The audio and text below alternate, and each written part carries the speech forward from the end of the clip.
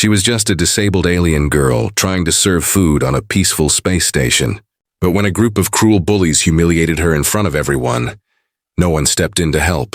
No one except 3 silent strangers watching from the shadows.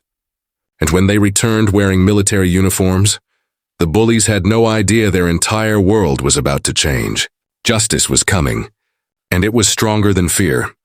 If you are new to the channel, then please subscribe to the channel and like the video and tell us where are you watching from. Now, let's jump into the story.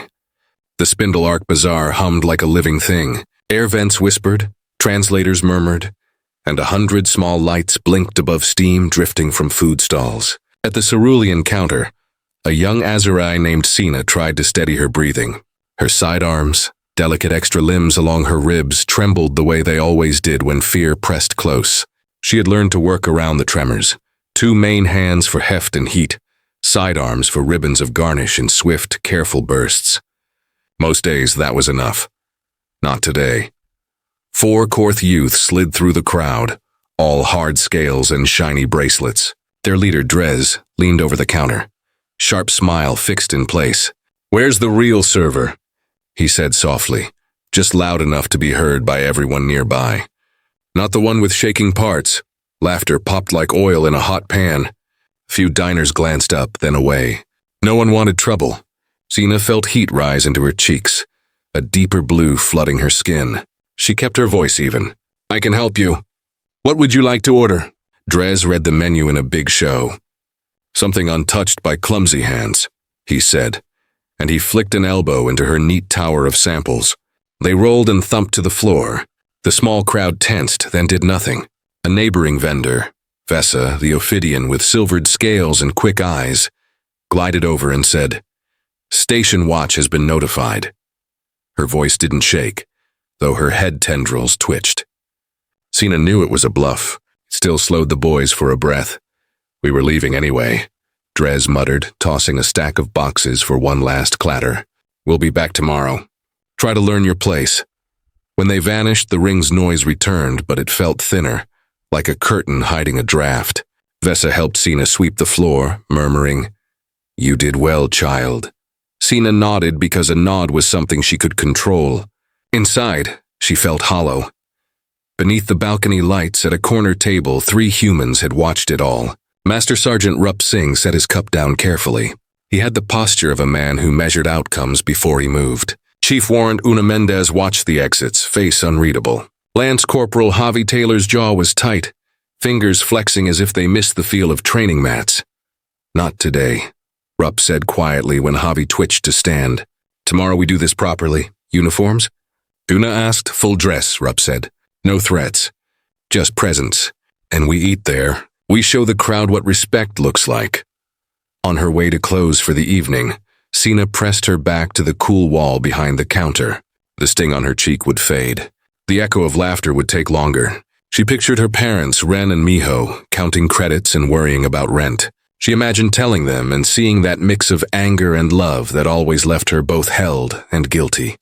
As she locked up, a tiny security drone drifted by, its lens catching motes of steam. It didn't care about dignity or fear. It cared about light and motion. Still, its recording beam skimmed Sina's bowed head, then slid onto the endless glitter of the bazaar. Up on the mezzanine, the 3 veterans stood. The ring's cycle lamps warmed to evening. Rupp looked at the stall sign glowing a soft blue. "Tomorrow we stand near her," he said. "We keep it lawful, and we make sure everybody sees." Sina did not know this. She only knew the last customers had pretended not to notice her. She wiped her station one more time, not because it needed it, but because the circles of cloth and shine gave her hands a job to do. The tremors settled to a fine, stubborn shiver. She whispered, "Tomorrow will be better," like a tiny spell cast against a very large world. The bazaar's night chime sounded and doors slid shut like eyelids. Somewhere music started, somewhere else a repair bot clicked softly along a rail. The ring turned, steady as a heartbeat, and in that turning, small plans began to take shape. Morning came in a pulse of brighter lamps and the warm smell of broth. Sina set out bowls, stacked napkins, and breathed in counts of 4. Her sidearms trembled, but she had practiced motions that made space for tremors. This, too, was a kind of craft. When the trio of humans stepped into the food court, the light caught brass pins and neat ribbons. Rup Singh's jacket carried a quiet certainty. Una Mendez's manner said, "I see you and I see the room."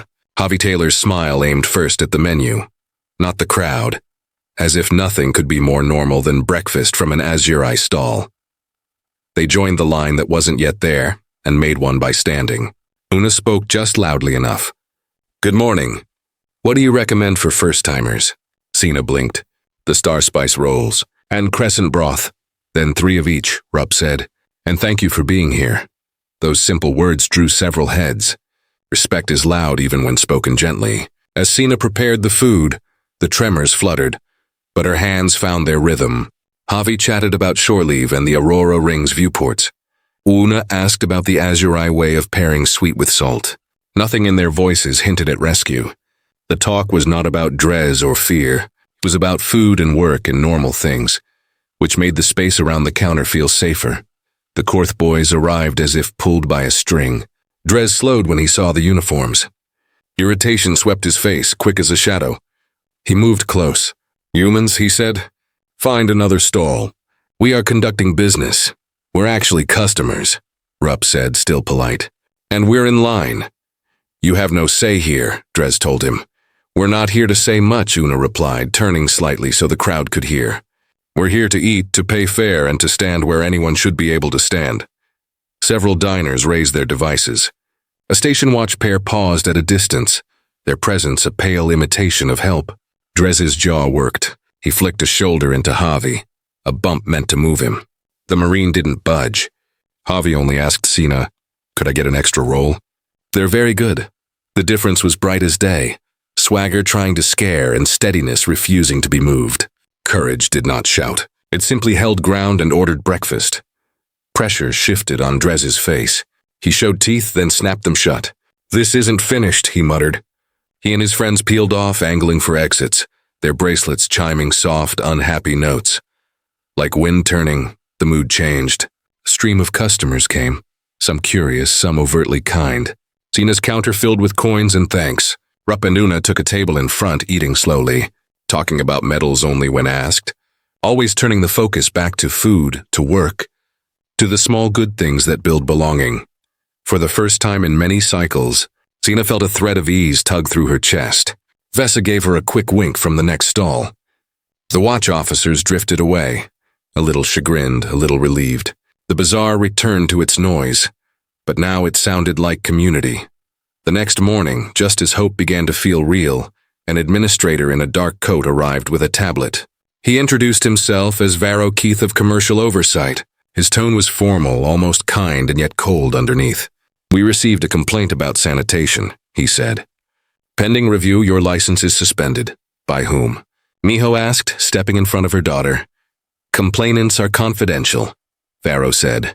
"These are normal procedures." Sina's neat stacks, her gleaming surfaces, her posted inspection scores, none of it mattered. The seal flashed red. The counter lights dimmed as the system registered closure. The silence that followed was harder than the laughter had been. When the administrator turned to go, he added a sentence that said more than it seemed to say. "It is unwise to invite attention in a neutral trade zone." After he left, the 3 veterans stood among the empty tables. Javi's hands curled into fists he did not lift. Una's breath moved once in and out like a door opening to resolve. Rupp's eyes settled, and with them, his plan. "We don't shove back," he said softly. "We shine light." Sina pressed a small device in her palm and called the number Rupp had written on a scrap. She expected a delay or a polite promise with nowhere to go. Instead, she found a room full of focus, Una scanning statutes, Javi collecting names of witnesses, Rupp drafting a simple statement that fit on one page and hit like a bell. News of the closure traveled faster than steam. Within a day, the station council announced a public hearing on claims of biased enforcement against small, non-aligned stalls. The location was the Hall of Glass, a bright chamber with a wide dais and long desk, where 7 administrators sat in a straight line. The walls shone like still water. The air smelled faintly of citrus and new wiring. Sina sat in the front row with her parents. The veterans flanked them not as guards but as neighbors. Across the aisle, the court delegation gathered in rich fabrics, their envoy Lord Relkan at the center. Beside him sat Dres, suddenly pale under his scales. The director, a Maradan named Siva Lor, opened the session in clear, measured tones. The hall settled. Varoketh gave the official reason for the closure. His words sounded like regulation, but everyone could hear the hollow spots. When pressed about timelines, he admitted similar cases had taken a third the time. When asked about the complainant, he tried to dodge, and the council voted to waive anonymity for this hearing. The name read out was Lord Relkan. A murmur spread like wind in grass. The director invited statements. Ren rose, then paused, surprised to hear his daughters whisper, "May I?" He sat, and Sina stepped toward the podium. She did not hide her sidearms. She let them tremble in the light. The hall was silent enough to feel. "My name is Sina," she said. "I was born with a condition that makes my sidearms shake. I learned a way to cook with them anyway. My family came here because the ring promised a place for everyone to work if they followed the rules. 2 days ago, boys mocked me and knocked food to the floor. Yesterday, our stall was closed because someone decided my shaking looked like danger," she breathed once. The tremors fluttered, then steadied to their usual rhythm. "I am not a danger," she said. "I am a worker. I am a daughter. I serve food and smile and count change. The people who frightened me used power to decide what I could be. Now we learn the complaint came from a father of one of those boys. That is not safety. That is unfairness." She lifted her gaze to the panel, then to the crowd, then back to the center. "I am not asking for special treatment. I am asking for the same rules to be applied the same way to everyone." The sound that followed was not applause at first. It was the soft exhale of a great many chests at once. Then hands, claws, tendrils tapped benches. The hall warmed. To everyone's surprise, Lord Relkan requested the podium. He walked with a diplomat's practiced calm. "Director, council, neighbors," he began. "I affirm my commitment to health standards. I also recognize that the procedure in this case drifted far from fairness. I withdraw my complaint and request immediate reinstatement for the Azuri stall." He gestured, and Dres joined him, stiff as a board. "My son will speak," Dres swallowed. "I am." "Sorry," he said, the words simple and unpolished. "My actions were unworthy. I will cover the loss caused by the closure." The apology lacked grace, but it existed, which mattered more than polish. The council recessed and returned with a unanimous vote. Reinstatement now, a formal apology from the station to follow, and an audit of recent closures with community oversight. Una leaned toward Sina and whispered, "Whatever happens next, you did this." Rupp nodded. Javi wiped at one eye and said something about basement dust, which made Sina laugh for the first time in days. Outside, the bazaar felt both familiar and brand new. The stall lights clicked green again. The scent of broth rose, and with it, a tide of neighbors. The first day back felt like a festival. Vesa brought a garland made of ribboned citrus peel. A pair of Tritonics left a folded note that said, "We saw you. We see you still." 2 students from the mech school built a stabilizing platform under the counter to make long shifts easier on Sina's legs. The veterans kept their distance from cameras and their closeness to the queue. Weeks turned, and the Hall of Glass promise became policy. The audit report was plain. Closures had fallen hardest on small, non-aligned owners. New rules required transparent timelines and mixed species review. Varoketh transferred to a desk with fewer shadows. Notices went from curt to clear. None of it was perfect, but the drift was toward daylight. Sina discovered a new habit. She said yes when people asked her to share how she worked around tremors. She answered messages from other Azurei who had hidden their shaking hands for years. She posted tiny videos of knife-safe motions and 2-handed pot lifts and how to breathe when shame tried to steal breath. Her voice stayed soft. It carried anyway. The veterans shipped out with promises to return. Rupp sent steady notes about patience. Una forwarded a guide to filing small business complaints without getting crushed by jargon. Javi sent jokes and bad drawings of Star Spice rolls that looked like comets with smiles. One afternoon months later, the Korth youth came alone to the counter. Dres wore plain clothing and a wary expression. "Is there a way," he asked, "to help here that isn't only with money?" Sina weighed the question. then handed him a tray. "Wash, rinse, dry," she said. "And listen." It turned out he was decent at listening. He did not become a friend, not quickly, and maybe not ever. But he learned names, said please, and stopped flinching when the tremors ticked in her sidearms. Sometimes that is how bridges begin. Not with speeches, but with drying racks and the rhythm of plates. Years moved like beads on a string.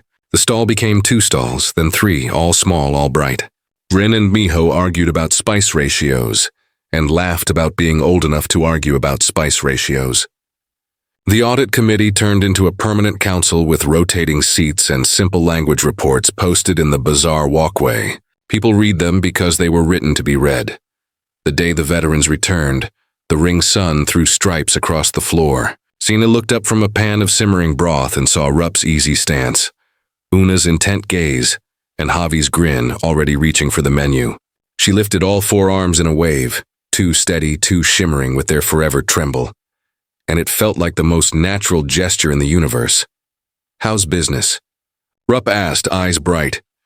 "Busy enough that I forget to worry sometimes," Sina said. Una leaned on the counter. "That's a good kind of busy." Javi pointed at the rolls.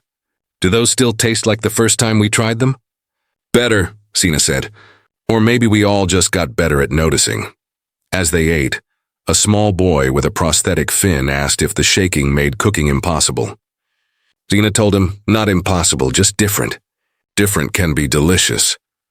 The boy nodded very seriously and ordered 2 bowls. That evening, after the rush, Sina walked to the viewport at the end of the concourse. Chips slid in and out like thoughtful fish. The Aurora ring glowed a soft halo around the darkness. She thought about the day laughter felt like a wall, and the day uniforms turned the wall into a door, and the day her own voice pushed the door wide. She knew the universe had not been fixed. There would still be gossip and sneers and careless hands.